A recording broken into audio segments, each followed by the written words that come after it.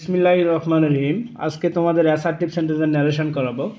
Person আমরা জানি তিন প্রকার: first person, second person, third person. First পার্সনগুলো হচ্ছে I, me, my, we, as.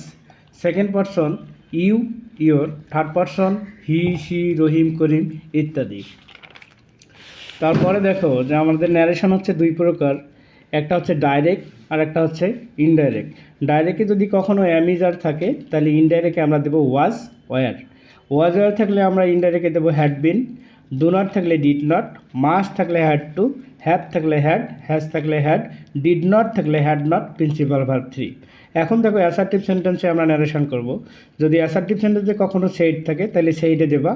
Inverted comma উঠে গিয়ে দ্যাট দিবা, তারপরে সাবজেক্ট, তারপরে ভার্ব টু। সেট টু যদি থাকে তুমি টোড ব্যবহার করতে পারো অথবা সেট টু এ ব্যবহার করতে পারো। ইনভাইটেড কমা উঠে গিয়ে দ্যাট দিবা, সাবজেক্ট, ভার্ব টু। যেমন আমরা উদাহরণ দিচ্ছি, দেখো ডাইরেক্টে যদি থাকে হি সেইড, সে বলল আই অ্যাম হ্যাপি, আমি হই সুখী। এই যে সর্বপ্রথম সেন্টেন্সটাতে তাকাবা যে দ্বিতীয় সেন্টেন্সটা কোন সেন্টেন্স, দেখা যাচ্ছে এটা অ্যাসার্টিভ সেন্টেন্স।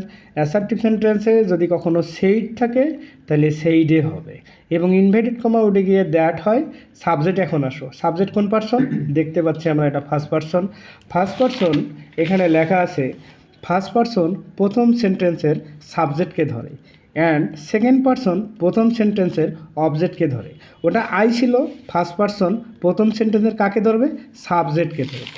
এখন দেখো যেখানে আই প্রথম সেন্টেন্সের সাবজেক্টকে আছে হি, তাহলে এ যে পার্সনে থাকবে এও সেই পার্সন হবে, তাহলে এখানে হি আছে, এও হি হবে। আমরা জানি যদি অ্যামিজার থাকে তাহলে ওয়াজ ওয়ার হয়, অ্যাম আছে তাহলে আমরা কী দেবো, ওয়াজ হ্যাপি।